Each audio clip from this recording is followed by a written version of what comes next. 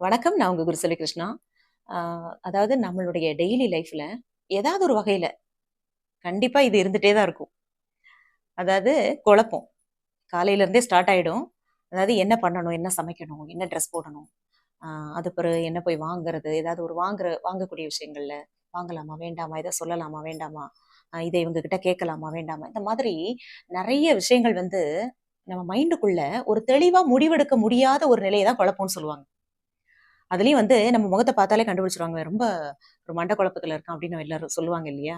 So நம்ம முகத்த பார்த்தே தெரிஞ்சுக்குவாங்க. நம்ம வந்து நெறைய பிரச்சனைகள போட்டு மண்டையில குழப்பிக்கிட்டு இருக்கோம் அப்படின்னு சொல்லுவாங்க. ஸோ சொல்லும்போது அவங்களும் வந்து ஏதாவது ஒரு விஷயத்த நினைச்சு குழம்பிட்டு தான் இருப்பாங்க. ஸோ இது எல்லாருக்குமே வந்து பொதுவானது தான். ஆனா அளவுக்கு அதிகமாக வராம நம்ம பார்த்துக்கணும். ஏன்னா, ஒரு மனநோயாளியா நம்ம உருவாகாம இருக்கிற வரைக்கும் நமக்கு நல்லது. சரியா? ஸோ இப்ப இந்த குழந்தைங்கலாம் வந்து படிக்கக்கூடிய விஷயங்களா இருக்கட்டும், இல்ல ஒரு ஆஃபீஸ்ல போய் நம்ம ஒர்க் பண்றோம்ல, அந்த விஷயமா இருக்கட்டும்.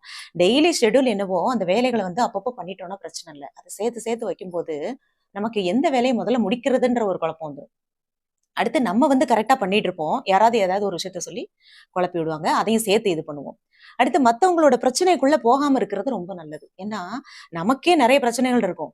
அதையே போட்டு குழப்பிட்டு இருப்போம். இதுல மத்தவங்க பிரச்சனையும் வந்து அவங்களுக்கும் வந்து ஏதாவது சொல்யூஷன் குடுக்கணும் அப்படின்னு நினைச்சுட்டு நம்ம உள்ள போம்போது, இன்னும் கூடுதல் பிரச்சனையாகும். அடுத்து வந்து என்னன்னா, தேவையில்லாத குழப்பங்களும் குடும்பத்துக்குள்ள வந்துரும். ஸோ அதுவும் வந்து தேவையில்லாத ஒரு விஷயம். அப்புறம் முன்னாடி நடந்த ஒரு அதாவது என்ன சொல்லுவாங்கன்னா, ஒரு பாஸ்ட்ல நெறைய விஷயங்கள் வந்து நமக்கு ஒரு ஏமாற்றம், துரோகம் இல்ல ஏதாவது ஒரு விஷயங்கள் நடந்திருக்கலாம். அது நம்ம மைண்ட்ல வந்து நம்ம போட்டு குழப்பிக்கிட்டே இருப்போம். அது வந்து சரியே ஆகாது. என்னதான் கவுன்சிலிங் பண்ணாலும், அது சரியாகாம, அதையே திரும்ப ரிப்பீட்டடா வந்துட்டே இருக்கும். ஆனா பிரசன்ட் என்னவோ அத நம்ம யோசிக்கிறதுக்கு மறந்துருவோம். ஃபியூச்சரையும் பத்தி நம்ம வந்து எப்படி இருக்குமோ? என்ன ஆகுமோ?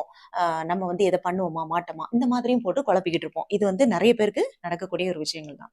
என்ன அப்படின்னா, இப்ப இந்த குழப்பம் அப்படிங்கிறது ஒரு பொதுவான விஷயம் தான். சரியா? ஆனா இது வந்து அதிகமாகாம பார்க்கிறது நம்ம கையில தான் இருக்கு. சரி நான் குழப்பம் வந்து சரியாகறதுக்கு என்ன பண்ணலாம் அப்படின்னா, சிம்பிளா சில விஷயங்கள் வந்து நம்ம பண்ணுனாலே அதாவது செல்ஃப் கவுன்சிலிங் முதல்ல. 2வது என்ன அப்டின்னா, ரொம்ப குழப்பமான சூழ்நிலையில தெளிவா ஏதாவது நம்மளால முடிவு எடுக்க முடியலல்ல. அப்ப முக்கியமான முடிவுகள்லாம் அப்ப எடுக்காம இருக்கிறது நல்லது. நல்லா தூங்கிருங்க சாப்ட்டுட்டு. அதுவே ரொம்ப நல்லா இருக்கும். அடுத்து ஒரு 2 நாள் கழிச்சு அந்த இது வந்து கொஞ்சம் டென்ஷன் குறையும். அடுத்து தேவையில்லாத பிரச்சனைகள்லயோ, தேவையில்லாத விஷயங்கள்லயோ நம்ம தலையிடாம இருக்கணும். அடுத்து என்னன்னா, வீட்ல இருக்கக்கூடிய குழந்தைங்களோ, இல்ல பெட்ஸ் கிட்டயோ கொஞ்சம் டைம் ஸ்பெண்ட் பண்ணோம்னா நல்லா இருக்கும்.